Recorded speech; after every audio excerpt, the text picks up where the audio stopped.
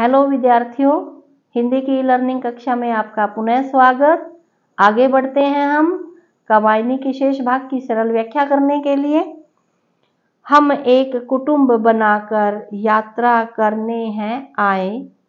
जब कैलाश पर्वत पर सभी सारस्वत नगर वासी पहुंच जाते हैं, मनु और श्रद्धा से उनका साक्षात्कार होता है। तब ईड़ा श्रद्धा से बातें करते हुए कहती है, उन्हें बताती है कि हम एक परिवार बना करके यहाँ यात्रा करने के लिए आए हैं। सुनकर यह दिव्य तपोवन जिसमें अब अग छूट जाए, यानी मन में कोई भी द्वेषता की भावना थी या पाप था, वो अब इस दिव्य तपस्वियों की भूमि में सब दूर हो जाएंगे, छूट जाएंगे। मनु ने कुछ कुछ मुस्कुराकर, ईड़ा की यह बात सुनकर मनु कुछ मुस्कुराए, कैलाश और दिखलाया और उन्हें कैलाश पर्वत दिखलाने के लिए कहा। बोले, देखा कि यहाँ पर कोई भी नहीं पराया। ईड़ा को कहते हैं कि यहाँ पर कोई भी पराया नहीं है, दूसरा नहीं है, सब अपने हैं। हम अन्य न और कुटुंबी, न हम दूसरे हैं, न ही ये तुम्हारा परिवार दूसरा है। हम केवल एक हम ही हैं, हम सब एक हैं। तुम सब मेरे अवयव हो और तुम सब मेरे ही भाग हो, मेरे ही अंश हो, जिसमें कुछ नहीं कमी है, जिनमें किसी प्रकार की कोई कमी नहीं है। शापित न यहाँ है कोई, तापित पापी न यहाँ है। यहाँ न तो कोई श्राप से ग्रस्त है, न कोई पीड़ित है और न ही यहाँ कोई पापी है। जीवन वसुधा समतल है, समरस है जो कि जहाँ है।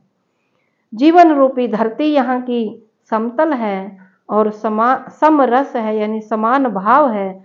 चाहे कोई कहीं पर भी है, जड़ चेतन सब समान है। यहाँ चेतन समुद्र में जीवन, इस जीवन में चेतन समुद्र में लहरों सा बिखरा पड़ा। समुद्र जीवन दुनियादारी या कैलाश पर्वत कह सकते हैं कि कैलाश पर्वत पर रहने वाले लोग जो हैं, जो जीव हैं, जो प्राणी हैं, उन सब में जीवन जो है इस तरह से बिखरा हुआ है जैसे समुद्र में लहरें।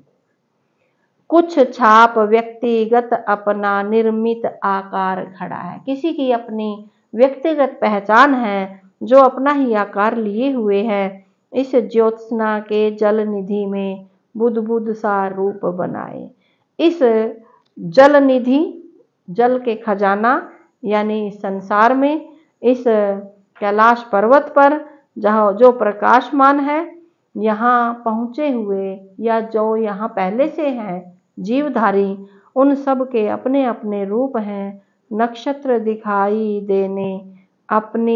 देते अपनी आभा चमकाए, जो नक्षत्र की भांति दिखाई देते हैं और अपनी अपनी शोभा से शोभायमान है, चमक रहे हैं। यानी यहाँ पर प्रसन्नता ही प्रसन्नता है चारों ओर। वैसे अभेद सागर में प्राणों का सृष्टि क्रम है। जिस प्रकार सागर में जिसको भेदा नहीं जा सकता, पाटा नहीं जा सकता, उसी प्रकार से इस संसार में प्राणियों का, इस सृष्टि में जीवधारियों का जीवन क्रम चलता है। सब में घुल मिल कर रस में रहता यह भाव चरम है।